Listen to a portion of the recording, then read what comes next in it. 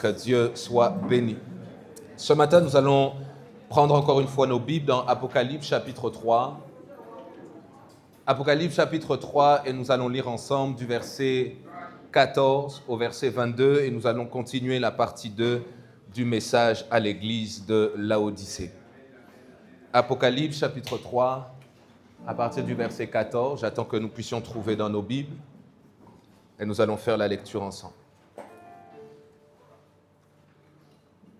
Apocalypse chapitre 3, verset 14 au verset 22. Si tu as trouvé, tu peux dire Amen, j'attends que tu trouves. Et on va lire ensemble. Donc Apocalypse, on est dans l'Ancien Testament. Non, le problème, c'est que tu as mis du temps quand même à répondre. Hein? Ouais, et c'était pas assez rapide. Que Dieu soit béni. Est-ce qu'on y est? C'est pas difficile à trouver le dernier livre de la Bible. Tu ouvres la Bible tout à la fin. Est-ce qu'on y est? Ok, on peut faire la lecture 1, 2, 3.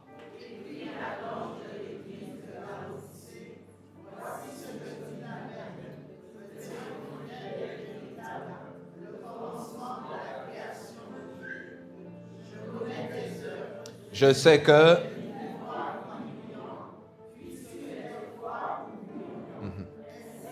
Parce que tu es tiède et que tu n'es ni froid ni bouillant, je te... Parce que... Et je n'ai besoin... Et parce que... Aveugle et nu, je te conseille... Afin... Aider... Vêtements blancs, virgule, on reprend avec plus de tonus, afin que... Et que... Ne... Et un... Afin que... Moi... Tout ce que j'ai. Et donc... Et repens-toi. Voici, je me tiens à la porte et je frappe. Si quelqu'un entend ma voix et ouvre la porte, j'entrerai chez lui, je souperai avec lui et lui avec moi. Celui qui vaincra, je le ferai asseoir avec moi sur mon trône, comme moi j'ai vaincu et me suis assis avec mon Père sur son trône. Que celui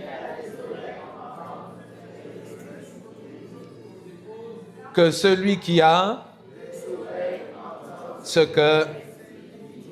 Et nous disons... Merci Seigneur. Alors nous avons commencé sur ce thème et ce texte déjà la semaine passée et plusieurs éléments ont été dits, je ne vais pas forcément revenir là-dessus. Vous avez la grâce maintenant de pouvoir réécouter sur YouTube. Donc si tu n'étais pas là la semaine passée, je t'invite à regarder ce qui a déjà été dit. Mais je vais revenir sur l'introduction pour qu'on comprenne bien la suite du message de ce matin.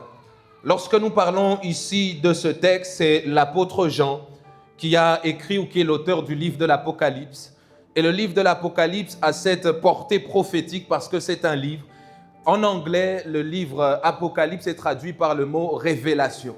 Pourquoi? Parce que Dieu est au travers de ce livre prophétique en train de nous révéler non seulement sa pensée, mais particulièrement les choses qui vont arriver à l'avenir.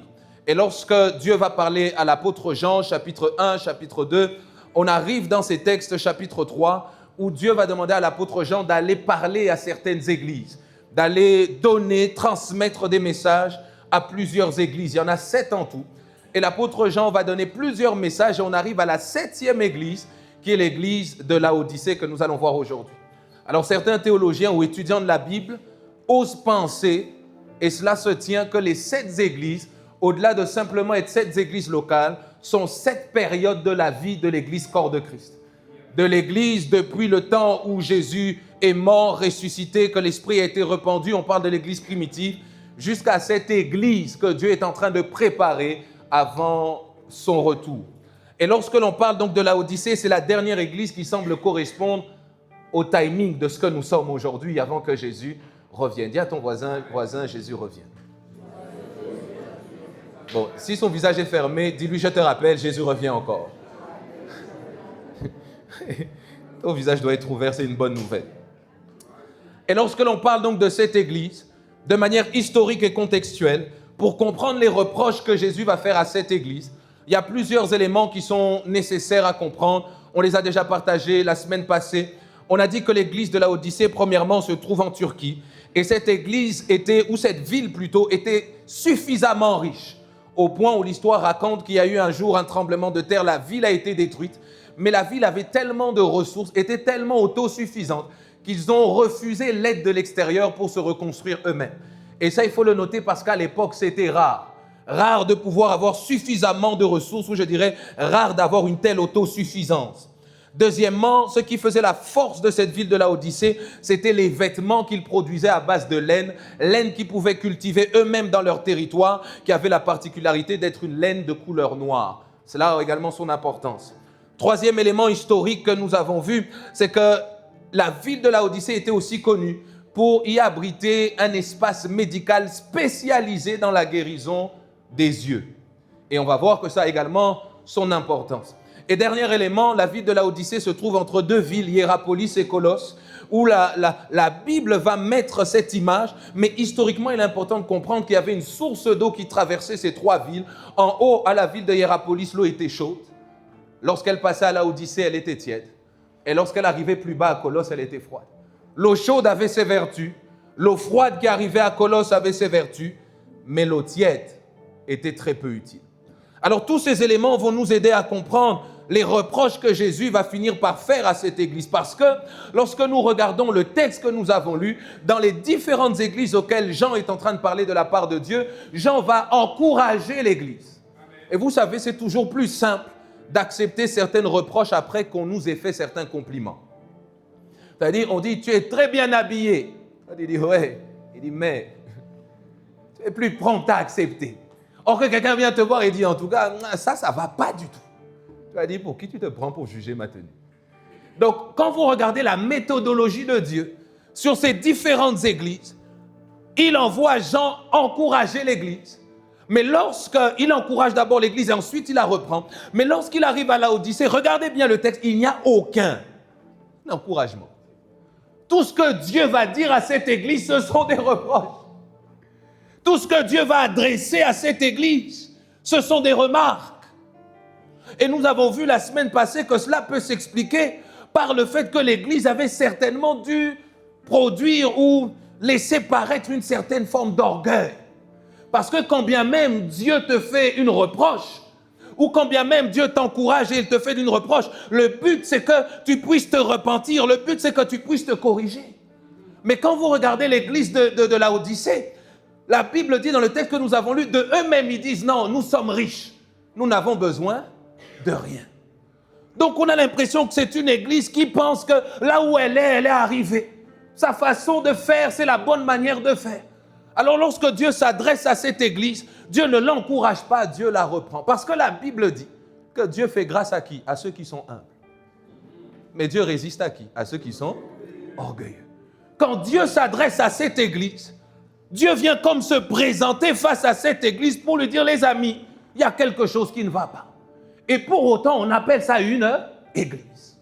Mes frères et sœurs, c'est possible d'être une église. Ou individuellement, c'est possible de venir à l'église. Et pour autant, il y a des choses qui ne vont pas. Et ça, c'est important. Parce que penser, parce que je suis chrétien, parce que je viens à l'église, parce que je suis à l'évangile depuis longtemps, parce que j'ai mis sur mon Instagram une croix, que ça veut dire que tout va bien. Mes frères et sœurs, ce sont le genre de choses qui risquent de nous faire plonger dans l'orgueil spirituel. Parce qu'on n'est plus en mesure d'entendre les remarques et les reproches que Dieu nous fait afin de pouvoir nous corriger. Je pose la question, c'est quand ou c'est quoi la dernière remarque que Dieu t'a fait afin que tu te corriges?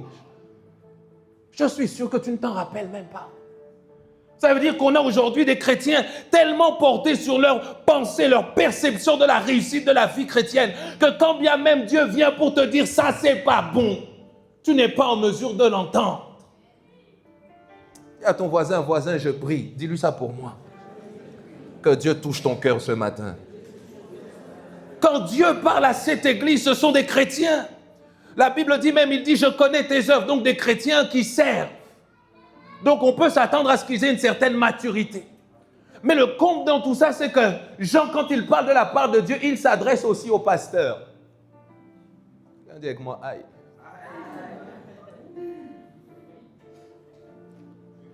Quand il parle à l'église de Laodicée, il ne reprend pas seulement les fidèles, il reprend aussi le pasteur. Lorsque vous lisez dans la Bible, lorsque Paul va écrire cette lettre à l'église de Colosse, Paul va déjà lui-même faire une remarque à celui qui semble être le pasteur ou l'évêque de l'église de Laodicée, un homme qu'on appelle Archie. Dis à ton voisin Archie. Dis-lui, il est dans la Bible. Dis-lui, il est dans la Bible. Peut-être que tu n'aimes pas son prénom, mais il est dans la Bible.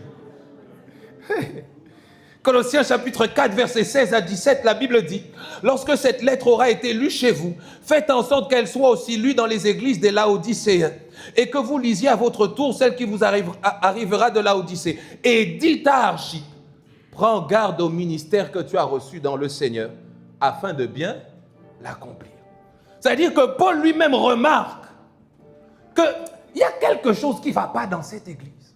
Non seulement dans l'église, mais chez le leader lui-même. Là où il est censé jouer son rôle, Paul est en train de voir que ce leader ne joue plus son rôle. Là où le leader devait tenir une posture, Paul voit que le leader ne tient plus cette posture. J'ouvre une parenthèse, j'aimerais dire à quelqu'un, frères et sœurs, les pasteurs que Dieu nous donne sont des modèles aussi longtemps qu'ils continuent à suivre le Seigneur. Mais lorsqu'ils ne suivent plus le Seigneur, frères et sœurs, nous avons la responsabilité de pouvoir nous détacher de ce qu'ils sont en train de faire pour continuer à obéir à la parole de Dieu.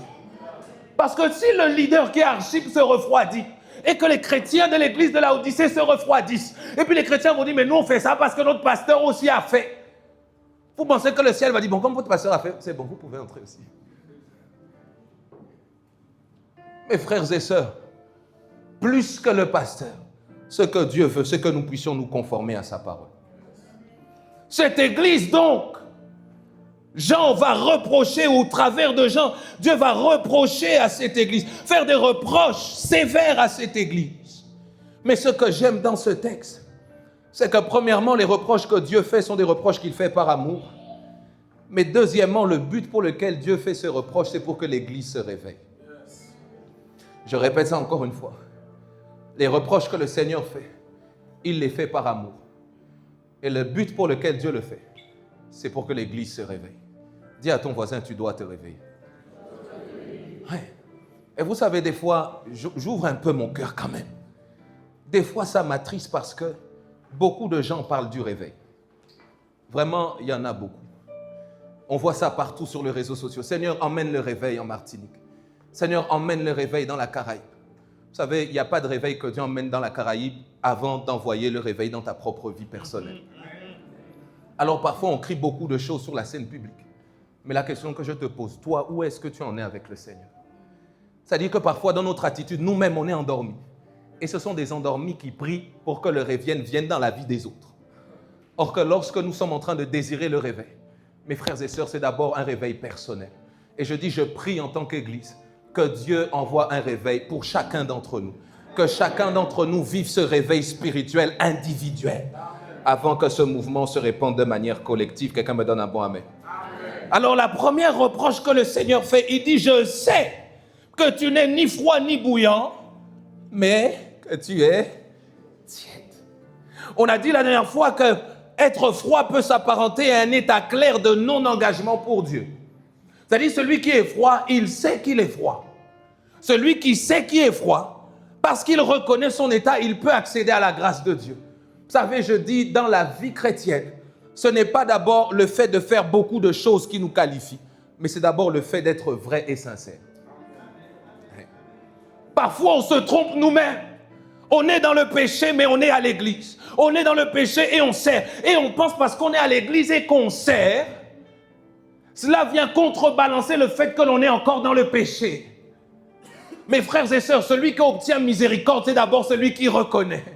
S'il n'y a pas de reconnaissance, il n'y a pas de miséricorde. S'il n'y a pas de reconnaissance, il n'y a pas de grâce. S'il n'y a pas de reconnaissance, il n'y a pas de salut. C'est comme ça, ça m'étonne. Il y en a qui sont devenus chrétiens. Ils n'ont jamais reconnu qu'ils étaient pécheurs.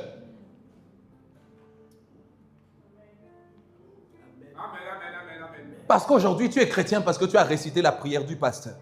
Mes frères et sœurs, ce n'est pas la Bible. Répète après moi, Seigneur Jésus, je te donne ma vie, je te donne ma vie. Je te demande pardon, je te demande pardon. Au nom de Jésus, au nom de Jésus. Mais si à aucun moment dans ton cœur, tu as reconnu que tu étais pécheur, comment est-ce que tu vas accéder au salut que Dieu veut te donner? Parce que si tu ne reconnais pas, c'est que tu n'en as pas besoin. Et c'est comme ça que quand vous regardez l'église de Laodicée, la Bible dit, parmi les choses qu'ils vont dire, il dit, on est riche et on a besoin de rien. C'est pourquoi ils n'accèdent pas à la grâce de Dieu. Mais je dis, je prie que cela ne soit pas ton partage. On a dit, celui qui est froid, au moins il connaît son état. Quand tu es sincère avec Dieu, c'est là que Dieu peut t'aider. Quand tu es sincère avec Dieu, c'est là que Dieu peut t'encourager. C'est là que Dieu peut te fortifier. Mon ami, dans la vie chrétienne, il n'y a pas d'hommes forts. Il n'y a que des hommes et des femmes qui ont appris à s'appuyer sur Dieu. Mais apprendre à s'appuyer sur Dieu demande de l'humilité. On te dit, prie le Seigneur, dépose ton fardeau, tu fais des fiers. Oh non, mon voisin va m'entendre. Mais tu vas garder ton problème. Parce qu'à un moment donné, le Seigneur a été clair que celui qui est chargé et fatigué, qu'il vienne à moi. Oui. Le Seigneur a donné la conduite à avoir. Mais aussi longtemps que dans ton cœur, tu dis, bon, ça va aller, on fait aller. Avec la grâce de Dieu, on fait aller. Pendant que tu restes dans ton on fait aller, tu ne saisis pas la grâce que Dieu veut te donner. Je dis, nous sommes de ceux, quand ça ne va pas, on pleure chez Dieu pour dire, Seigneur, ça va. Non, maintenant, si toi, tu veux faire des fiers, tu peux continuer à faire des fiers. Est-ce qu'on est ensemble? Donc, celui qui reconnaît son état, Dieu peut l'aider. Il peut accéder à la grâce. Deuxièmement, celui qui est chaud et bouillant, c'est celui où, quand on parle de bouillant, cela traduit l'engagement total. Avec un plein zèle résultant d'un choix volontaire, il vit déjà la réalité d'une vie fervente pour Dieu. Et je dis ma prière, non seulement que Dieu nous réveille, mais je prie du plus profond de mon cœur que nous soyons des chrétiens fervents pour le Seigneur. Tu vois, la Martinique a besoin de chrétiens fervents pour le Seigneur. Je n'ai pas dit des chrétiens, parce que des chrétiens, ça ne veut rien dire. Ça ne veut rien dire. Aujourd'hui, tout le monde est chrétien. On sort avec la DGA dans les rues, on veut vous parler de Jésus. Oh non, moi on connaît, joint à la main. Et puis quand tu discutes un peu avec la personne, ce n'est pas juste une affaire de joie. Quand il te parle et qu'il te dit qu'il connaît, plus il parle, plus tu te rends compte que lui, il est très éloigné de l'évangile. Mais puisque c'est devenu culturel, puisqu'on en a entendu déjà parler, puisque dans la famille, il y en a qui allaient déjà à l'église catholique ou autre, on pense connaître alors qu'on ignore. On pense savoir alors qu'on est plongé dans l'aveuglement. Hey. Que nous soyons des chrétiens fervents qui font et qui vivent la différence. Des chrétiens fervents qui ne vivent pas dans la compromission. Des chrétiens fervents qui sont attachés au Seigneur coûte que coûte. Des chrétiens fervents qui sont prêts à donner leur vie pour le Seigneur, leur vie pour servir Dieu. Aujourd'hui, il y a beaucoup de philosophes, même sur Internet, qui disent beaucoup de choses sur la vie chrétienne. Mais quand tu creuses et tu regardes, est-ce que sa vie est un modèle? Tu n'as pas envie d'imiter ce qu'il fait. Ce qu'il dit est beau, mais ce qu'il fait n'est pas bon. Mais je prie que nous soyons des chrétiens fervents, tels qu'on nous trouve dans nos paroles, tels qu'on nous trouve dans notre attitude, tels qu'on nous trouve dans nos paroles, tels qu'on nous trouve dans notre cœur. Je prie que nous fassions la différence. Mais celui qui est tiède, c'est celui qui se trompe lui-même. Celui qui est tiède, il n'est ni froid, ni bouillant. Celui qui est tiède, c'est celui qui se trompe sur son état. La Bible dit, parce que tu dis, je suis riche et je me suis enrichi, je n'ai besoin de rien. Parce que tu ne sais même pas que tu es malheureux, misérable, pauvre, aveugle et nu. Donc ici, le Seigneur est en train de reprocher le fait à cette église d'être tiède. Et il dit, si tu es tiède, c'est parce que tu méprises. Tu ne connais pas la réalité de ton état. Je pose la question, dans quel état es-tu? Dans quel état es-tu? Il dit, c'est parce que tu ne sais pas. Ça ne t'intéresse même pas. Au contraire, tu as fini par établir plusieurs éléments qui te laissent penser combien même tu ne vas pas bien. Ça te laisse penser que, bon, ça va quand même. Quelques raisons, mes frères et sœurs, qui ont plongé l'Église dans cet état. Premièrement, l'amour du monde. Quelqu'un dit avec moi l'amour du monde. La première raison que nous pouvons trouver ici, c'est l'amour du monde. Qu'est-ce que l'amour du monde? 1 Jean chapitre 2, verset 15 au verset 17, la Bible dit « N'aimez point le monde, ni les choses qui sont dans le monde. Si quelqu'un aime le monde, l'amour du Père n'est point en lui. Car tout ce qui est dans le monde, notez bien la convoitise de la chair, la convoitise des yeux, l'orgueil de la vie, ne vient point du Père, mais vient du monde. Et le monde passe, sa convoitise aussi, mais celui qui fait la volonté de Dieu demeure éternellement. Quand on parle de l'amour du monde, ici Jean le traduit comme étant la convoitise de la chair, la convoitise des yeux, l'orgueil de la vie. C'est ça l'amour du monde. Mes frères et sœurs, si nous ne nous détachons pas de l'amour du monde, nous finirons toujours par nous exposer à la tiédeur. Lorsque vous regardez l'église de Laodicée, la Bible dit, on l'a vu la semaine passée, il dit, mais je suis riche et je me suis enrichi. Mais de quel argent tu parles? Ils ont fini par faire de leur richesse la richesse du monde. Ce que le monde a appelé richesse, eux aussi ont décidé de faire des standards du monde, leurs propres standards. Ils ont fini par adopter le langage du monde, la pensée du monde. Leurs cœurs ont fini par être comblés par des attentes charnelles. Vous savez, le monde a ses standards. Le monde a sa façon de fonctionner. C'est comme ça quelqu'un qui vit dans le monde, qui regarde le fonctionnement du monde, va se dire pour le monde, s'il faut parler de la réussite selon le monde, il faut quand même que j'ai beaucoup de followers sur Internet. Tant que je n'ai pas beaucoup de followers, ça veut dire que ce que je fais ne vaut rien. Et au final, tu retrouves des gens qui sont nés de nouveaux chrétiens, mais prêts à tout pour gagner des followers, même à payer. Pas parce que seulement ils ont payé, mais parce que s'ils payent, ils en auront plus. Et comme les gens vont voir qu'ils en ont plus, les gens vont commencer à prêter attention. Et ils sont tellement attirés par ça que ça commence à conditionner tout leur fonctionnement. L'église de Laodicée était certainement, nous l'avons vu, c'était un territoire très riche, autosuffisant. Et les chrétiens de l'église ont fini par dire, nous aussi, on s'est enrichis comme eux. Parce que dans le monde, avoir de l'argent est le symbole de la réussite. Dans l'église aussi, ils se sont dit, nous aussi, il faut qu'on ait l'argent, c'est ça le symbole de la réussite. Mes frères et sœurs, si vous adoptez les mêmes standards que le monde, vous allez arrêter de suivre le Seigneur. C'est comme ça que dans l'église, on a beaucoup de personnes qui sont tièdes parce qu'ils sont un pied dedans. Mais le cœur est dehors. Le corps est à l'église, mais le cœur veut fonctionner comme le monde. C'est-à-dire tu veux savoir comment? Regarde les sujets de prière qu'on a dans l'église. Quand tu dois prier pour l'argent, tu vas prier avec ferveur. Quand on va te dire adore le Seigneur, tu ne sais même pas quoi dire.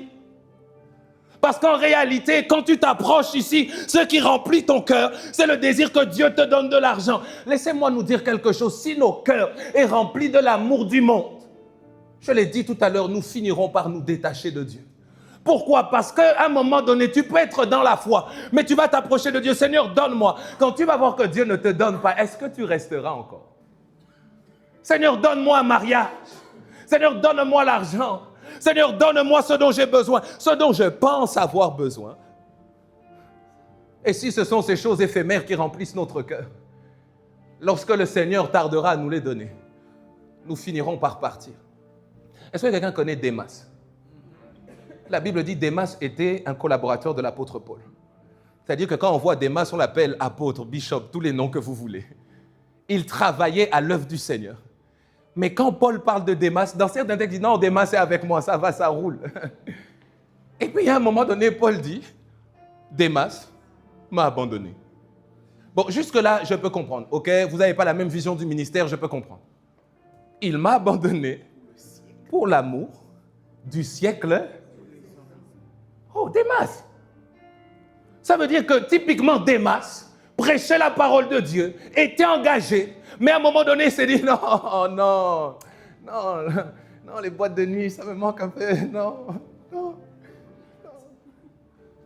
Je vais au loto ici, non.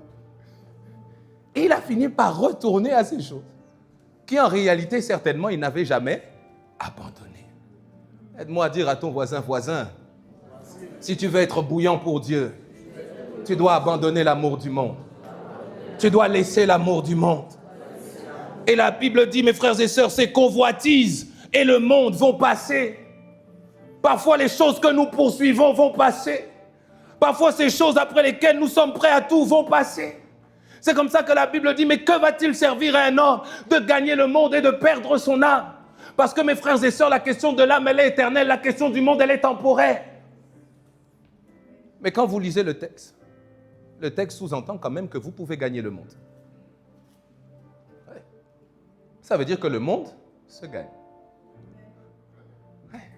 Donc abandonner le monde, c'est accepter de perdre le monde.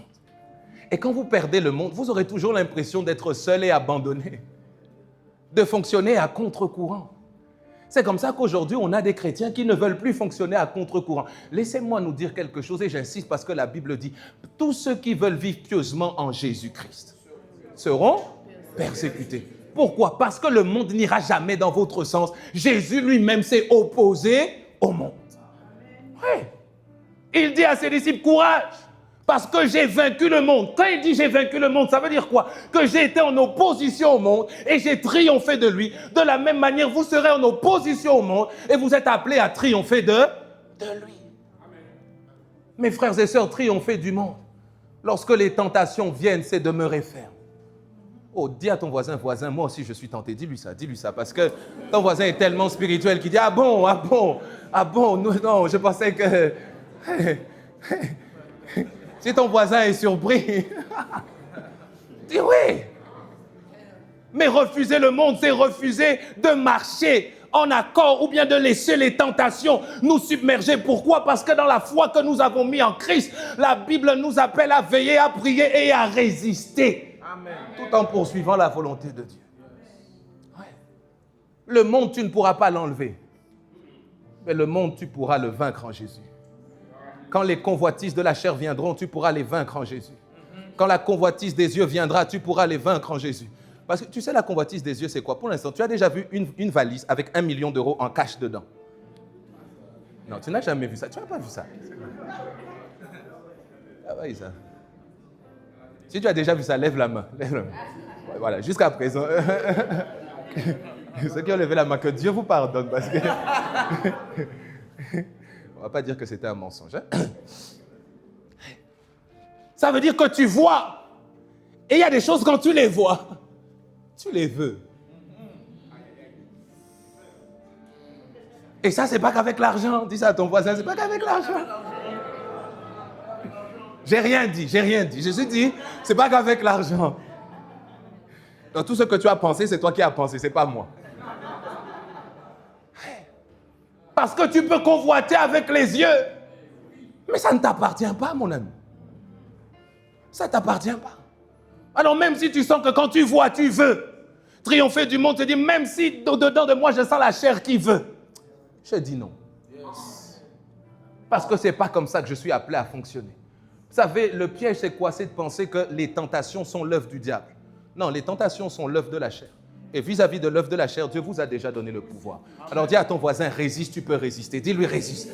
Dis-lui, résiste. Même si ce monde ne sait reconnaître que ce peut-être... Tu sais, tu vois, je ne sais pas, est-ce que ça t'est déjà arrivé d'être dans la galère financièrement? Est-ce que ça t'est déjà... Ah! Que Dieu vous bénisse. Amen. Ouais. Tu vois, quand tu passes par des moments difficiles financièrement, c'est déjà difficile. Mais quand tu es entouré de personnes qui vivent bien, tu sens ton cœur commencer à réfléchir à des choses auxquelles tu n'as jamais pensé. Surtout si tu regardes certaines séries en ce moment.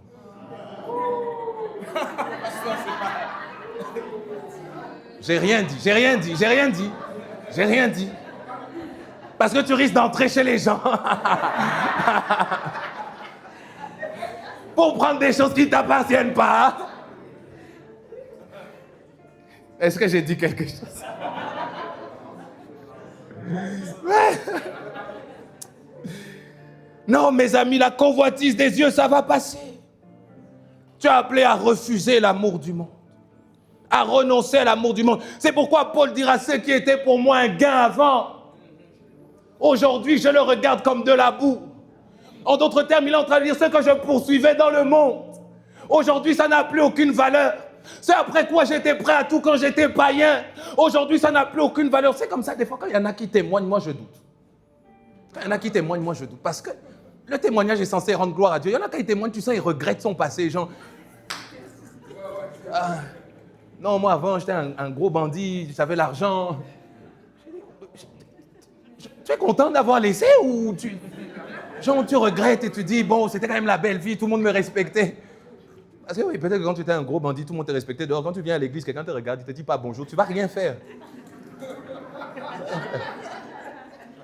Tu vas rien faire. Dis à ton voisin, tu ne vas rien faire. Et donc, quand tu vois que tu ne peux rien faire, c'est là que tu commences à témoigner chez tout le monde. Moi, tu sais, avant, j'étais un gros bandit. Pour dire aux gens, bon, je suis en Christ, mais respectez-moi quand même. Ouais. Paul dit ce que je regardais, ce qui était pour moi comme un gain. Aujourd'hui, ça n'a plus de valeur. Ouais, ce qui était pour moi important, aujourd'hui, ça ne l'est plus. Là où le regard des gens était important, pour me sentir approuvé, ça n'a plus cette valeur-là pour moi. Là où avoir et posséder des biens pour être bien reçu de tous, non, ça n'a plus de valeur pour moi. Il dit ce qui était pour moi un gain, maintenant pour moi c'est comme de la peau. Et il dit cela à cause de l'excellence de la connaissance de Christ. Je l'ai dit, certains sont prêts à tout, mes frères et sœurs, pour être approuvés du monde. Mais la Bible dit que sert-il à un homme de gagner le monde s'il finit par perdre son âme. Autre élément, frères et sœurs, qui peut être une raison, on a dit premièrement l'amour du monde. Deuxièmement, ce qui peut être une raison de cette tiédeur concernant l'église de Laodicée ou bien du chrétien auquel cette lettre s'adresse, c'est parce qu'il est convaincu par ce qu'il juge lui-même convenable. C'est-à-dire qu'il va développer une conviction, mais qui est propre à lui-même. Il va être autosatisfait de sa marche, de sa vie, peut-être même vie chrétienne, mais par rapport à ses propres standards à lui et non par rapport à la parole de Dieu. La Bible dit, eux-mêmes ont dit, nous sommes riches. Je pose la question, qu'est-ce qui te fait penser que tu es riche? Celui qui dit, je suis riche et je me suis enrichi, ça veut dire qu'en lui-même, il a déjà établi ce que lui-même allait considérer comme une richesse. C'est-à-dire qu'il est autosatisfait de sa marche, autosatisfait de sa vie. Il a ses propres principes. Il est convaincu parce que lui-même juge convenable. Je vais même plus loin, il développe une conception propre à lui-même. Une conception de la foi propre à lui-même, de la pratique de la vie chrétienne propre à lui-même. Et c'est comme ça, mes frères et sœurs, que nous commençons à perdre des valeurs qui sont importantes concernant la vie du disciple de Jésus. Amen. Parce que chacun commence à se dire, moi je vais à l'église quand je veux, moi je prie quand je veux, je jeûne quand je veux, je pardonne quand je veux, je me sanctifie quand je veux. C'est-à-dire que la personne elle-même a établi ses propres principes. Moi je le fais quand je veux, comme je veux, et c'est ça qui plaira à Dieu. C'est pas vrai. C'est pas vrai, mes frères et sœurs. Ce qui établit pour nous un cadre d'approbation, de désapprobation, c'est la parole de Dieu. Dis à ton voisin, c'est la parole de Dieu. Oui. La vie chrétienne, tu es appelé à la vivre selon la parole de Dieu. Parce que quand tu vis la vie chrétienne par toi-même, tu vas esquiver et éviter tout ce que Dieu va placer sur ton chemin, qui est censé t'enseigner le renoncement. Je pose la question, pour qui ça a été facile de renoncer à des choses dans sa marche chrétienne? Pour qui? Pour personne. Mais si tu marches par toi-même, autosuffisant, ayant ta propre conception de la vie chrétienne, non, ça c'est moi.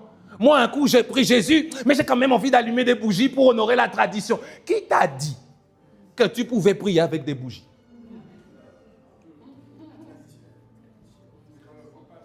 Et c'est comme ça que même maintenant, dans ce qui est prêché, on retrouve du mélange dans tout et n'importe quoi.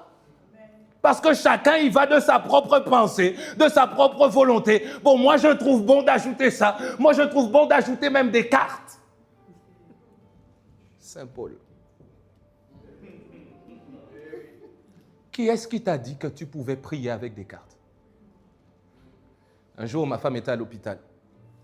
Vous savez, à l'hôpital, il y a des aumôniers. Vous connaissez les aumôniers, n'est-ce pas? Voilà.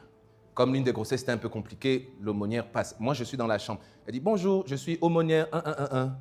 Moi, je dis à ma femme, ne lui dis rien sur moi, ne lui dis rien. Fais comme si on ne connaissait rien à la fois. Laisse-la parler et puis elle va sortir. Et puis elle vient, elle sort une sacoche avec plein de cartes. Tous les saints de la Bible. Donc, Et je peux vous laisser une carte pour qu'il vous accompagne. J'ai dit non, je ne voulais pas dire que, mais là, come.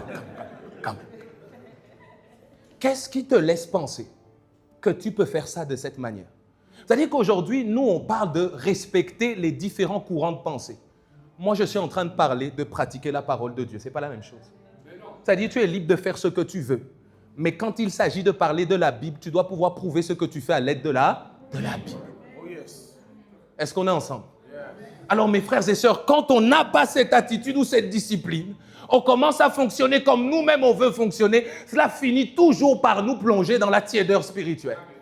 Pourquoi? Parce qu'on sera toujours en train de négocier les exigences de la parole de Dieu. La Bible dit, si tu ne te sanctifies pas, tu ne verras pas le Seigneur. C'est-à-dire que la Bible est exigeante. Aide-moi à dire à ton voisin, la Bible est exigeante. Change de voisin, dis-lui, la Bible est exigeante. Oui. Et tu dois apprendre à accepter et à pratiquer la parole de Dieu avec ses exigences, sans les retrancher. Cela est important, mes frères et sœurs. Il n'y a pas de foi sans engagement, c'est une exigence de la Bible. C'est-à-dire, tout celui qui dit que j'ai mis ma foi en Jésus, je veux devenir un disciple de Jésus, doit s'engager. Aujourd'hui, on a beaucoup de chrétiens qui ne veulent pas s'engager. Il dit, oui, je crois, on m'a déjà parlé de Jésus. Mais quand il s'agit de poser une décision concrète, non, je ne veux pas. Tant que ce soit dans la foi, même dans l'église. Tu as des gens, ils fréquentent des églises, mais pour eux, ce n'est même pas leur église. Je viens, ça me fait du bien et je rentre chez moi. On a enlevé la notion d'engagement. Et on a des gens qui ne s'engagent plus en rien. Et on s'étonne pourquoi est-ce que la tiédeur gagne l'église. La tiédeur gagne l'église, pourquoi? Parce qu'on n'est pas engagé. Dis à ton voisin, engage-toi. Oui, il n'y a pas de foi sans engagement. Il n'y a pas de foi sans choix. Si tu as la foi, tu dois choisir. Si tu dois la foi, tu dois sélectionner. La Bible dit, Moïse, ayant la foi, avait le choix entre rester dans la maison de Pharaon ou aller rejoindre ses frères israélites qui étaient esclaves. La Bible dit, la foi lui a donné de trancher. Il préféra être maltraité avec ses frères que de jouir pendant un temps du péché. La foi l'a emmené à choisir. Mon ami, toute foi qui ne t'emmène pas à choisir, ce n'est pas la foi. Toute foi qui ne t'emmène pas à choisir, ce n'est pas la foi. La foi te demandera toujours de sélectionner. Oui. Choisir quoi faire, mais aussi choisir quoi ne pas faire. Mes amis, je prie que nous ayons des chrétiens qui témoignent de leur foi au travers de leur nom. Il y a des choses auxquelles tu dis non pour honorer la foi que tu as. Il y a des noms qui témoignent de la foi que tu portes dans ton cœur. Mon frère, ma soeur, ne sois pas prêt à tout. Ne sois pas prêt à tout accepter. Ne sois pas prêt à fonctionner de n'importe quelle manière. On te dit, si tu veux monter au travail, faisons seulement ça. Je parlais avec un frère de l'église. Je ne regarde pas, je regarde là pour pas qu'il sache que c'est lui. Il m'a dit, pasteur, tu sais même pas, mais au travail, on m'a déjà dit, couche avec ta cadre. Comme ça, on te fait monter. Je n'ai pas regardé, donc vous ne savez pas qui c'est. Bon, bien évidemment, la personne a refusé, je précise quand même. J'ai quelqu'un qui se met et dit, bon, le jour où il a une promotion, on regarde quand même. Non, parce que Dieu peut élever aussi, Dieu peut élever. Ouais, l'élévation vient du Seigneur. Ouais. C'est-à-dire qu'on lui a proposé un moyen, mais dans le cadre de sa foi, il a dit non. Non. Je dis, je prie que Dieu t'apprenne à dire non. Amen. Je dis que Dieu te donne la force de dire non. Amen. Ma soeur, si quelqu'un, un bandit, vient pour dire non, il faut que dis-lui non. Voilà.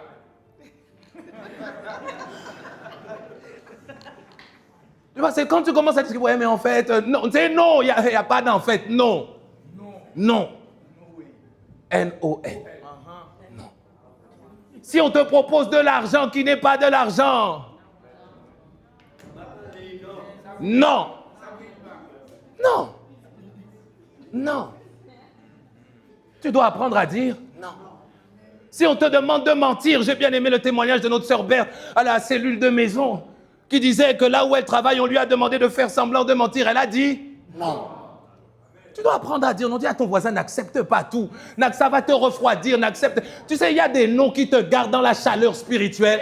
Il y a des noms qui te maintiennent éveillé. Il y a des noms qui te maintiennent, qui maintiennent ce zèle, qui maintiennent son feu. Tu dois apprendre à dire non. Tu dois apprendre à dire non. Dis encore ça bien à ton voisin que ça entre. Apprends à dire non. Apprends à dire non. Apprends à dire non. Oui. C'est-à-dire la foi doit t'emmener à choisir. Il y a des choses que je ne ferai pas. Pourquoi? Parce que j'ai décidé de croire. Mais il y a aussi des choses que je dois faire parce que j'ai décidé de croire. Parce que la Bible dit que la foi sans œuvre est une foi morte. Alors si tu as la foi, moi je dois voir ta foi au travers de ce que tu as choisi de faire. Ouais. Je peux voir ta foi quand tu as décidé de prendre au sérieux ta vie de prière. Je peux voir ta foi quand tu as décidé de prendre au sérieux ta vie de lecture de la parole. Je peux voir ta foi quand tu as décidé de prendre au sérieux ta sanctification. Je peux voir ta foi quand tu as décidé de venir régulièrement au culte pour te nourrir. Je peux voir ta foi. Il y a des choses à faire qui démontrent notre foi. Je ne peux pas simplement... Moi, je vis ma foi comme je veux. La foi, c'est d'abord quelque chose dans mon cœur avec Dieu. Qui t'a dit ça? Qui t'a dit ça? Parce qu'il n'y a aucun verset dans la Bible qui dit ça.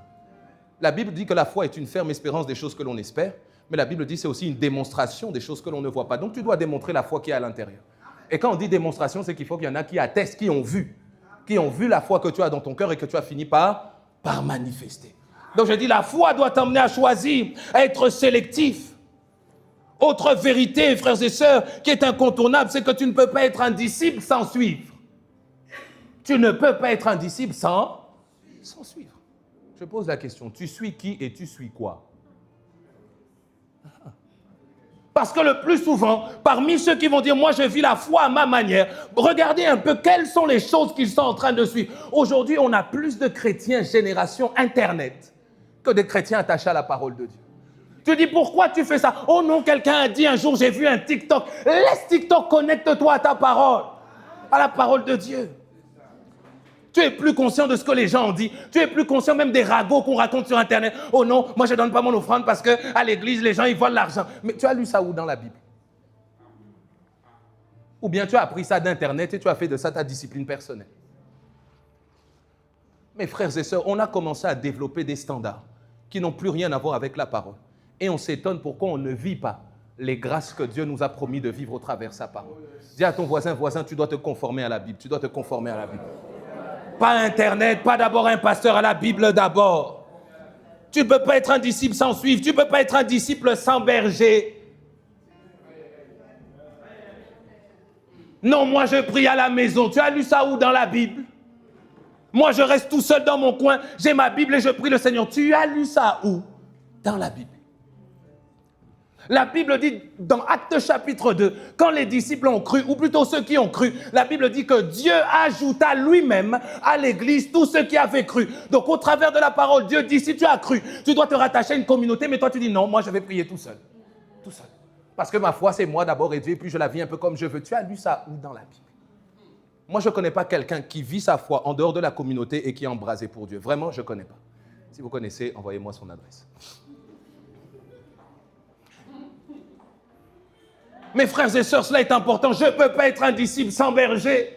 La Bible parlant des bergers, et je ne parle pas seulement de Jésus, je parle des pasteurs et des bergers que Dieu nous donne. Parce qu'aujourd'hui, et vous savez, le monde, mes amis, est tellement subtil. Ne pensez jamais que le monde va faire des choses pour vous aider à grandir dans la foi. Ne pensez jamais que quand le monde casse du sucre sur les pasteurs, c'est pour vous aider, vous. Ne pensez jamais. Oh non, mais c'est vraiment pour nous éclairer, nous avertir. Mon ami, c'est le Saint-Esprit qui doit t'éclairer et t'avertir. Ce n'est pas au monde de t'éclairer et de t'avertir. Mais comme tu n'as pas de relation avec le Saint-Esprit, c'est TikTok maintenant qui t'éclaire. Et la seule lumière que TikTok va te donner, c'est les ténèbres, mon ami. Le monde va casser du sucre sur les pasteurs. Maintenant, même moi, quand je te prêche, tu te dis, bon, lui-même, il prêche. Est-ce que lui-même, ce n'est pas un escroc aussi? C'est-à-dire, tu ne peux même plus t'attacher à une église, tu ne peux même plus avoir un berger, parce que c'est dans la Bible. La Bible elle-même parle des pasteurs que Dieu donne à son église comme étant les conducteurs du troupeau. C'est Dieu qui a parlé. Donc, si tu veux avoir une foi équilibrée, tu as besoin de quelqu'un qui te dirige. Est-ce qu'on est ensemble? Tu as besoin de quelqu'un qui te dirige. Quand on dit quelqu'un qui te dirige, c'est-à-dire, ma sœur, ne fais pas ce que tu comptes faire parce que ce n'est pas bon. Alors, bien sûr, Dieu donne le libre arbitre, alors vous avez toujours le libre arbitre. Mais néanmoins, en tant que pasteur, on a aussi le droit de vous dire qu'il y a des choses que vous ne pouvez pas faire. Après, à la fin, c'est toi qui choisis. Oh non, le pasteur dans cette église nous a dit de ne pas faire ça. Il veut déjà nous endoctriner. Mais tu as lu ça où? Est-ce que tu lis la Bible? Quand tu lis dans la Bible, il y a de nombreuses interdictions, même que l'apôtre Paul va donner aux différentes églises. Vous savez savoir comment l'apôtre Paul a été dur? Et dit, s'il y en a parmi vous qui s'appellent chrétiens, mais qui pour autant vivent dans le péché, n'ayez même pas de relation avec de tels hommes. L'apôtre Paul est en train de dire, tu vois, Jérémie, dans l'église, eux là, ce ne sont pas tes amis, ne traîne pas avec eux. Quelqu'un va dire, oh non, le pasteur, il abuse quand même, comment cette séparation? Mes amis, c'est la Bible. C'est-à-dire, si vous lisez la Bible, c'est le genre de texte que vous allez trouver. Et cette recommandation, c'est Paul qui la donne. Paul qui est le berger de l'église. C'est-à-dire que tu dois accepter, si tu veux être un disciple, d'avoir un leader, d'avoir un berger, quelqu'un qui marche devant toi aussi longtemps que lui-même suit le Seigneur. Est-ce qu'on est ensemble? Alors maintenant, quand Internet va t'enseigner que non, la relation avec Dieu, c'est que toi avec le Saint-Esprit, mon frère, cette prédication, ce message n'est pas équilibré. Parce que ce n'est pas uniquement ce que la Bible est en train de dire. Avoir un berger n'annule pas le fait d'avoir une relation personnelle avec Dieu. Sinon, c'est de l'idolâtrie. Mais avoir un berger, ça ajoute de l'équilibre dans notre marche avec Dieu parce qu'on a tous besoin d'apprendre. Amen. Est-ce qu'on est ensemble? Donc il y a des choses, mes frères et sœurs, sur lesquelles on ne peut pas passer. On ne peut pas passer. Je le dis même encore mieux, il y a des légèretés que nous ne pouvons pas nous permettre parce que nous sommes plus influençables que ce que nous pensons. Dis à ton voisin, tu es plus influençable que ce que tu penses.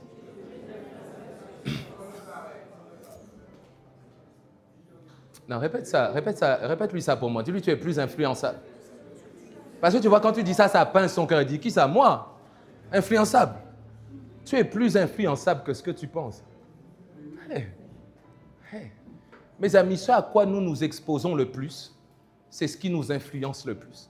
Parfois même sans s'en rendre compte. Tu vois, des fois, quand tu parles, on t'a jamais dit que, tu vois, ta façon de parler, là, tu as appris ça de quelqu'un que tu suis beaucoup sur Internet. C'est-à-dire, quand on t'entend parler, on a l'impression de voir ce YouTuber aussi qui parle. Pourquoi? Parce que tu consommes beaucoup de ces vidéos-là.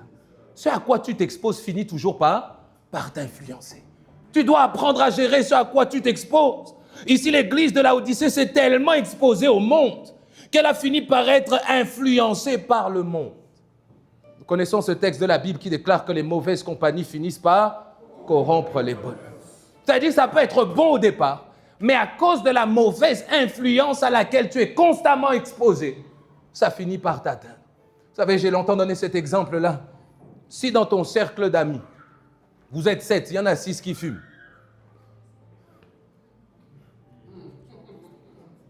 C'est qui le 7e? Si vous êtes 7 amis, et que chaque fois que tu es avec eux, ils te racontent comment ils ont trompé leur femme. Le prochain à tromper sa femme, c'est qui? Bon, je mets ça dans le sens inverse. Elles sont 7 filles. Et qu'il y en a 6 qui parlent de tromper leur mari. La 7e qui va tromper son mari, c'est qui? C'est-à-dire, ce à quoi tu t'exposes, c'est ce qui va finir par t'influencer. Et la Bible dit, je l'ai dit la semaine passée, corrompre les bonnes mœurs, ce n'est pas une action instantanée.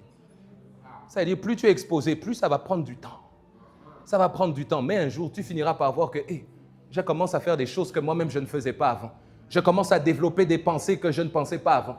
Tu sais, même avec certains amis, tu commences à développer des tentations auxquelles tu n'avais jamais été tenté avant. Un jour, je me souviens, j'étais avec quelques amis. Alors moi, j'étais très influençable. J'étais très influençable. C'est pour ça qu'il a fallu que je me convertisse de manière très radicale, parce que si je restais avec les mêmes amis que j'avais, ça allait être un peu plus difficile pour moi. Et un jour, j'ai un ami qui m'appelle, il me dit « Hey Chris !» Je dis « Ouais. » Il me dit « Aujourd'hui, on a prévu de braquer une boulangerie. » Attends.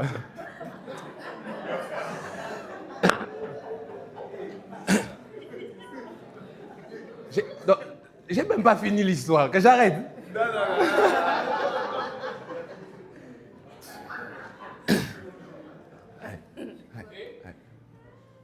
Mais regardez comment c'est subtil. Ça m'était jamais venu à l'esprit. Jamais. Bon, Dieu merci, je raconte déjà la fin de l'histoire, c'était une blague au départ. Okay? Donc, il m'appelle et moi, je lui dis, bon, ok, je suis chaud, on y va. Influençable, j'ai dit. J'ai dit, on y va. Si ça permet de gagner en crédit dans la rue. Et puis, ce qui tombait bien, c'est que on était dans une phase où on ne s'entendait pas avec certains quartiers qui étaient autour de chez nous. Et donc, on venait de faire l'acquisition de certains outils. Donc, à ce moment-là, moi, j'arrive, je dis, bon, les gars, on y va. Il me dit, mais c'était une blague. Et moi, je dis, bah, c'est pas grave, ok. On y va quand même. Mais en réalité, la morale de l'histoire, c'est quoi? C'est que de moi-même, je n'aurais jamais pensé à le faire. Mais à cause des fréquentations que j'avais, il y a eu une proposition à laquelle j'ai répondu. Mes frères et sœurs, votre environnement joue beaucoup sur vous. Il y a des choses auxquelles vous ne penserez jamais aussi longtemps que vous n'êtes pas dans certains milieux. Je suivais un reportage, pas plus tard qu'avant-hier, où il y a quelqu'un qui était en train de raconter qu'il est tombé dans le crack, je crois, à 12 ans. Mais pourquoi? Parce qu'il était entouré de gens qui commençaient à fumer du crack. Et quand tout le monde se met à fumer, on te dit, essaye. Le premier jour, tu dis non. Le lendemain, oh, essaye. Tu dis non, ça va aller. Le troisième jour, essaye, bon, juste une fois. Et quand tu fais une fois, tu te rends compte que tu deviens accro. Et quand tu deviens accro, tu te rends compte que ça détruit ta vie. Mais comment est-ce que ça a commencé? Une chose que tu n'avais jamais pensé. Tu as fini par te laisser corrompre et tu l'as commencé à le pratiquer. Je crois avoir raconté ce témoignage une fois, un jour. Bon, moi, je n'étais pas un fumeur. Mais ce jour-là, je me retrouve avec des amis dehors et c'était une grande place ouverte. Et bon, même tentation de fumer, ça m'a jamais pris. Mais j'ai un ami qui me dit, vas-y, tiens, prends la chicha juste une fois. Moi, je dis non. Deuxième fois, je dis non. Troisième fois, je dis non. Il dit, vas-y, juste une fois. Je dis, bon, vas-y, ok. Mais la fois où je prends, ce que je n'avais pas vu, c'est que ma mère était au bout là. Et vous, et le diable est tellement subtil. C'est-à-dire, on dirait toutes les fois où j'ai dit non, ma mère finissait ses courses, elle finit. La fois où je dis oui, c'est quand elle a fini les courses et qu'elle est devant le magasin en train de me regarder. Donc ça veut dire que quand moi je passe à l'acte, je tourne ma tête, je vois seulement qu'elle me regarde. Je la regarde, elle me regarde, je dis Seigneur.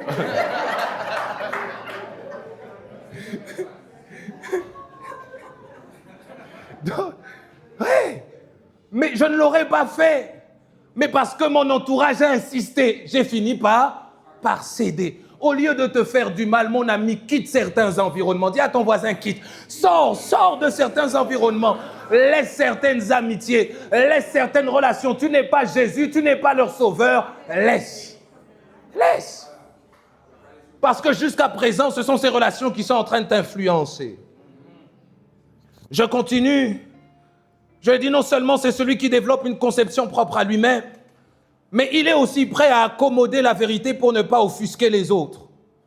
Ainsi, il y a des choix qu'il ne fait plus et des choses qu'il ne condamne plus. Vous savez, lorsque vous regardez l'Église aujourd'hui, il y a des choses qu'on savait appeler péché hier. Mais aujourd'hui, on laisse ça maintenant se faire comme si de rien n'était. Vous savez, mes frères et sœurs, c'est l'une des choses qui nous endort, l'une des choses qui nous plonge dans la tiédeur. Lorsque l'on commence à s'accommoder pour ne pas offusquer. Ouais. Quand tu vas dire que non, tu as pris la femme d'autrui, quelqu'un va dire pourquoi tu juges? C'est pas que je juge, je ne te condamne pas. Mais il faut quand même que je discerne la nature de tes mauvaises œuvres. Est-ce qu'on est ensemble? Et ça, il faut que tu me suives très bien.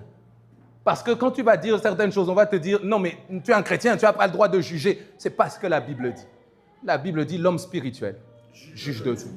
C'est-à-dire celui qui est spirituel doit discerner la nature des œuvres de ceux qui l'entourent. Et quand tu fais mal, on doit pouvoir te dire tu fais mal. Même si tu ne m'aimes pas, je te dirais que tu fais mal. Ouais. Parce que quand tu commences à t'accommoder, oh non, mais moi c'est ma meilleure amie, mais elle vit avec le mari d'autrui, mais je n'ai pas envie de lui dire, tu es en train de la laisser mourir, tu es en train de la laisser dans le mensonge. Et puis c'est à la fin toi-même qui va commencer à te refroidir. Parce que tu vas commencer à voir le mal devant tes yeux. Oh, mes amis, lorsque vous lisez le livre de Corinthiens, l'apôtre Paul parle de l'église de Corinthe. La Bible dit, j'apprends des gens de Chloé à votre sujet. Bon, Chloé, pas Chloé, hein? Chloé, une ville.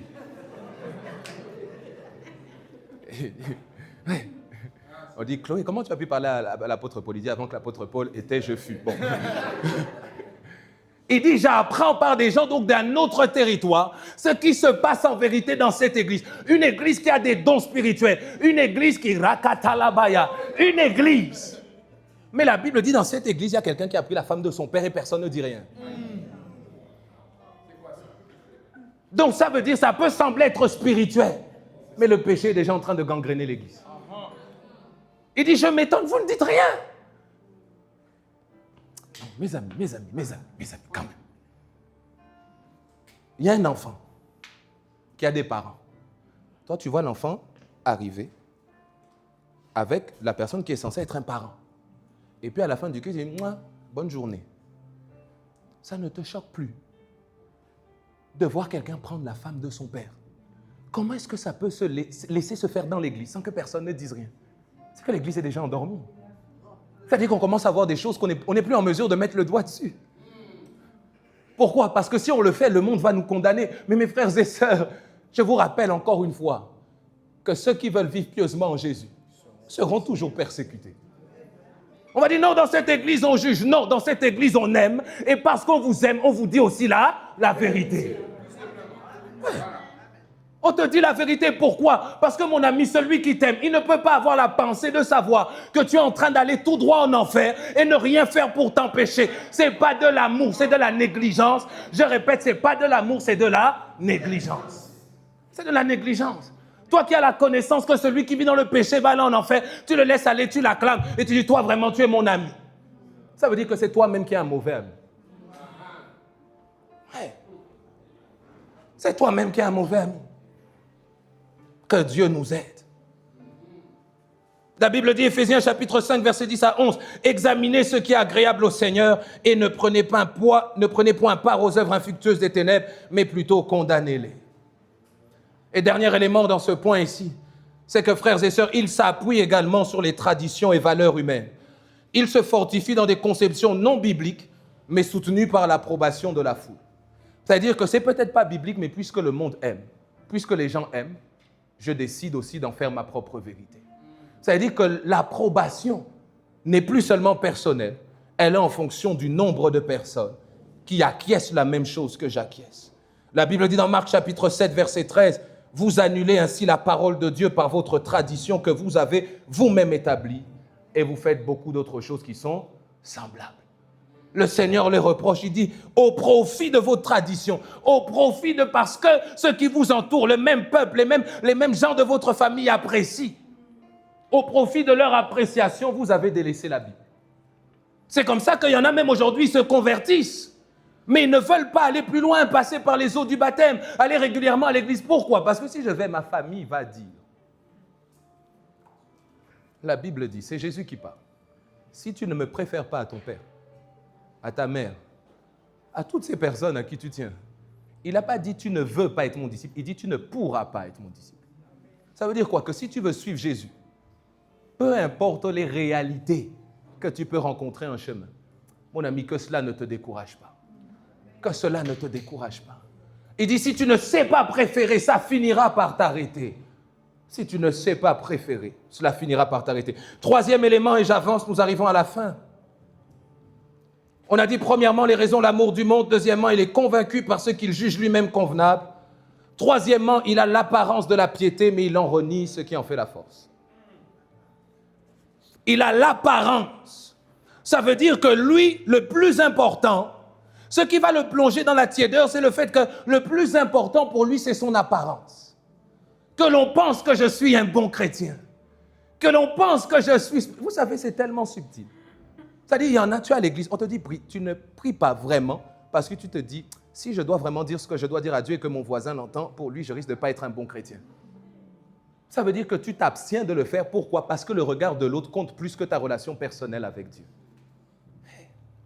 L'apparence de la piété, c'est avoir un regard focalisé sur sa propre apparence personnelle, au détriment de ce qui en fait véritablement, ou de ce qui fait véritablement la force de la marche chrétienne. Je l'ai dit ici en terminant, il y a un attachement pour les choses de Dieu. Ou plutôt, il n'y a pas de véritable attachement pour les choses de Dieu sans se conformer aux exigences de Dieu. Alors j'aimerais dire à quelqu'un ce matin, sors de l'endormissement spirituel. Je vais dire ça autrement, il est temps que tu te réveilles. Aide-moi à dire à ton voisin, il est temps que tu te réveilles. Non, bouscule-le pour moi, dis-lui, il est temps que tu te réveilles. Éphésiens chapitre 5, verset 14, la Bible dit, c'est pour cela qu'il est dit, réveille-toi, toi qui dors, et Christ t'éclairera. Frères et sœurs, cela est important. La pensée de Dieu, je l'ai dit, quand Dieu parle à l'église de Laodicée, c'est que Dieu veut emmener un réveil. Dis à ton voisin, Dieu veut emmener un réveil. Dieu veut emmener un réveil dans ta vie. Dieu veut emmener un réveil. Et la première des choses que Dieu fait, c'est que Dieu est en train d'interpeller l'église. Il lui dit ceci, je te conseille d'acheter de moi de l'or éprouvé par le feu, afin que tu deviennes riche, et des vêtements blancs afin que tu sois vêtu, et que la honte de ta nudité ne paraisse pas, et un collier pour oindre tes yeux afin que tu vois. Il est en train de les interpeller sur leurs véritables conditions, mais quand il les interpelle, il est en train de les rediriger vers ce dont ils ont véritablement besoin. Il est en train de dire ici ce que tu as appelé richesse n'est pas véritablement la richesse. Ce que je te conseille de faire, c'est de chercher l'or qui a de la valeur. Et l'or qui a de la valeur, premièrement, mon frère, ma soeur, c'est une véritable foi. Quelqu'un dit avec moi la foi. Ce que Dieu veut pour que tu puisses être réveillé, c'est que tu aies une véritable foi. La Bible parlant de la foi dans 1 Pierre chapitre 1 verset 7, la Bible dit « Afin que l'épreuve de votre foi, plus précieuse que l'or périssable, et pour qui cependant est éprouvé par le feu, et pour résultat la louange, la gloire et l'honneur, lorsque Jésus apparaîtra. » C'est-à-dire, Pierre est en train de dire, plus que l'argent, mes amis, la plus grande richesse que tu as, c'est ta foi. Tu ne pourras pas entrer et vivre un réveil si tu ne sais pas apprécier la valeur de la foi que tu as. Pose la question à ton voisin, quelle valeur a ta foi? Quelle valeur ça a à tes yeux? Quelle valeur ça a à tes yeux? Quelle valeur a cette foi à tes yeux? Il dit, cette foi, elle a plus de valeur que l'or. Là où l'or était leur richesse, il est au-dessus de mes amis, au-dessus de l'argent, au-dessus des biens matériels, au-dessus des opportunités, au-dessus du bon travail que Dieu peut te donner. Ta foi a plus de valeur. Ta foi a plus de valeur. On va dire à ton voisin, dis, ta foi a plus de valeur. Donc Dieu est en train d'interpeller, il dit, je te conseille d'acheter de moi de l'or éprouvé par le feu. Éprouvé par le feu veut dire une foi qui résiste à toute épreuve. Mes amis, je dis, je prie pour quelqu'un, que ta foi ne baisse pas à cause des circonstances que tu traverses. C'est-à-dire, malgré que tu traverses des temps difficiles, garde la foi. Malgré que tu peux manquer l'argent autant que tu veux, garde la foi. Malgré que tu vois les gens autour de toi avancer, tu as l'impression que tu n'avances pas, garde la foi. Dis à ton voisin, garde la foi, garde la foi. J'aime le psalmiste, quand bien même je traverse la vallée de l'ombre de la mort, je ne crains qu'à mal. Pourquoi? J'ai foi, Dieu est là avec moi. Dieu est là avec moi. Dans la fournaise, les amis de Daniel pouvaient dire, Dieu est là avec moi. Dans la fosse au lion, Daniel pouvait dire, Dieu est là avec moi. Mes amis, votre foi est plus importante. Il y a des jours où l'argent ne pourra rien faire pour toi. L'argent ne peut pas te sauver. L'argent ne peut pas te sauver. Ne peut pas te sauver.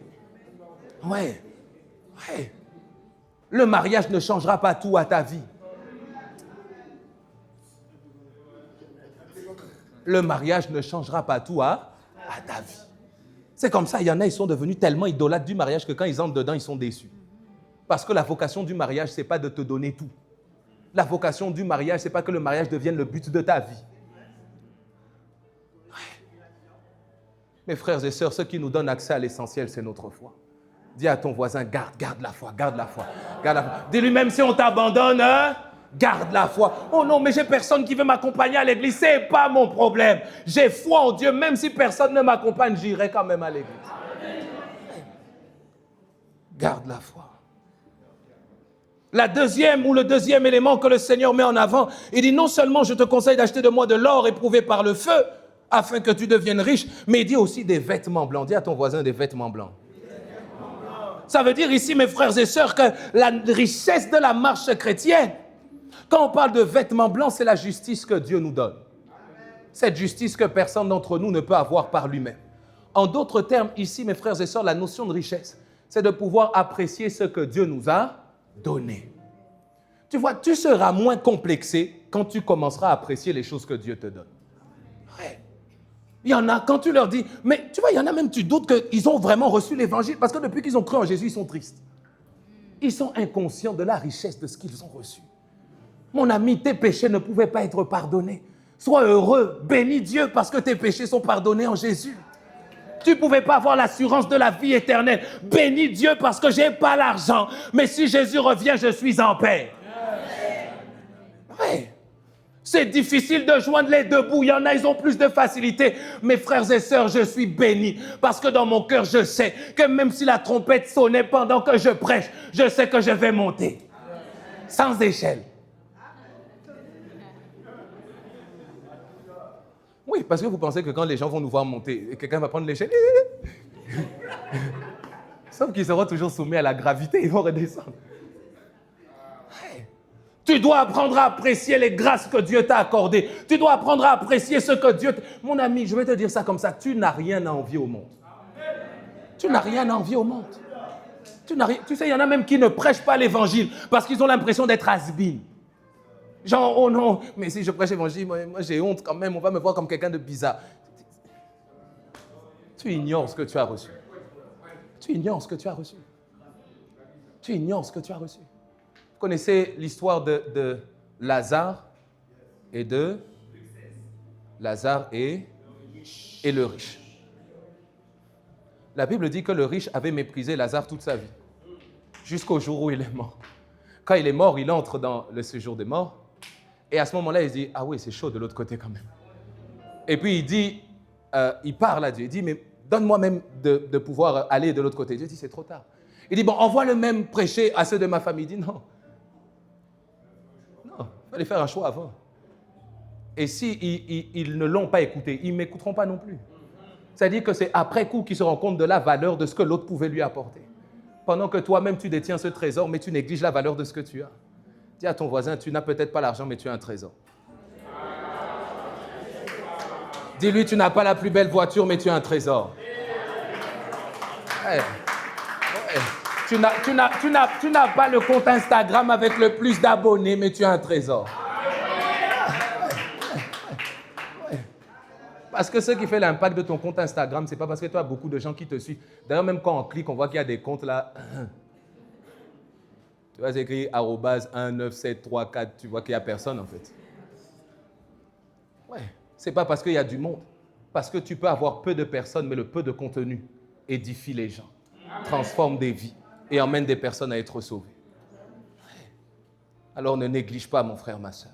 Apprends à apprécier ce que Dieu t'a donné. Et le troisième élément que le Seigneur met en avant, il dit, et un collier pour oindre tes yeux afin que tu vois. Ça veut dire que tu as besoin de discernement. Dis à ton voisin le discernement.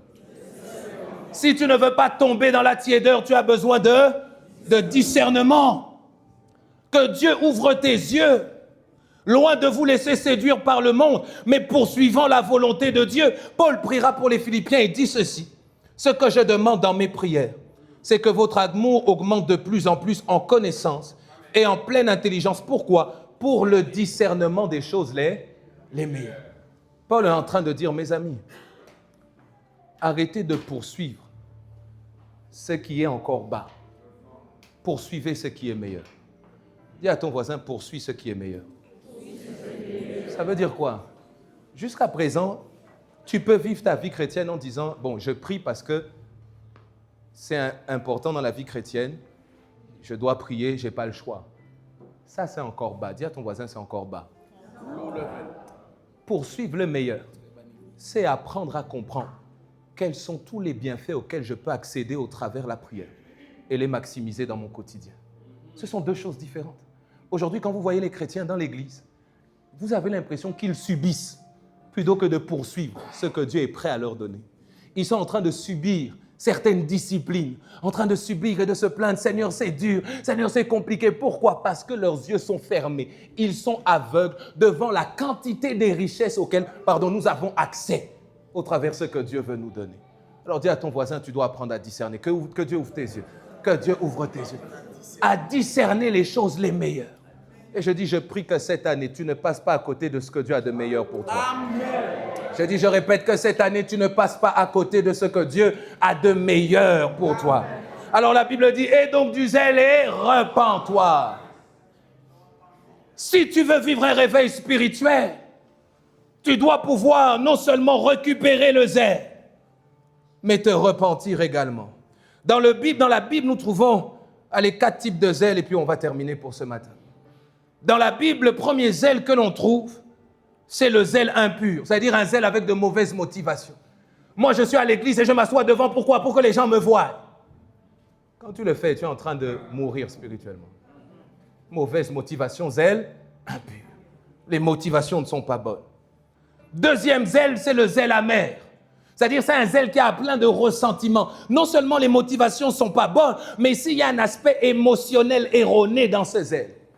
Si je le fais, si je suis tout le temps là, je vais gagner l'approbation de mes responsables. Zèle amer. C'est-à-dire que toi, tu ne sers pas parce que tu aimes Dieu. Tu sers parce que tu dis, si je sers beaucoup, on va me donner cette position. Zèle amer. Tu te dis, je le fais pour attirer le regard des gens. Je le fais pour attirer la faveur ou la reconnaissance. Zèle amer. Troisième zèle, c'est le zèle sans intelligence. C'est-à-dire, c'est un zèle qui ne réfléchit pas. Un zèle qui fonctionne selon le bon plaisir de notre volonté. Être zélé ne veut pas dire être encore une fois à l'écart de la parole de Dieu. Et le dernier zèle, c'est le bon zèle. Quelqu'un dit avec moi le bon zèle. Le bon zèle, c'est retrouver l'enthousiasme pour les bonnes choses. Vous verrez le psalmiste qui dit « Je suis dans la joie ». Quand on me dit « Allons à la maison de l'Éternel ». Maintenant, quand tu sais qu'il y a culte dimanche, déjà dit « Oh Seigneur, encore que je me réveille tôt ». Pour l'église, tu te plains.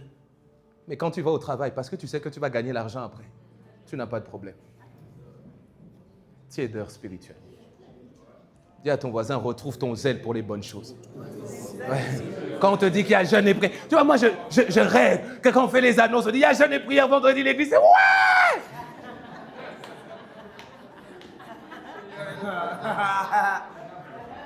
Toi-même, tu ris pas, tu dis, pasteur. Ça, pasteur, je sais pas. Quand il y a évangélisation, l'église dit ouais, on va aller gagner des âmes. Mais aujourd'hui, il y a évangélisation. Oh non, moi, je dois aller faire le marché. Moi, j'ai mes courses à faire. Bon, moi, c'est mon seul jour de repos. Il faut que je dorme. Tiédeur spirituel. Tiédeur. La mission que Dieu donne à l'Église, allez, faites de toutes les nations des disciples, ce qui semble être une mission prioritaire, passe à un rang secondaire et on pense être spirituel. Zélé, en feu pour Dieu, mettant des belles photos sur Internet. Mon ami, c'est toi-même que tu es en train de tromper. Parce que si tu lis la parole de Dieu va te ramener à ton véritable état.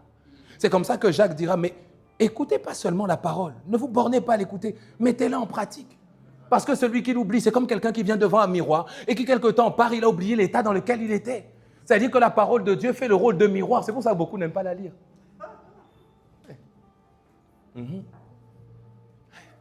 Parce que quand tu vas devant la parole de Dieu, elle va te dire qui tu es vraiment. Nous, à l'église, on t'appelle peut-être bishop, mais la parole de Dieu.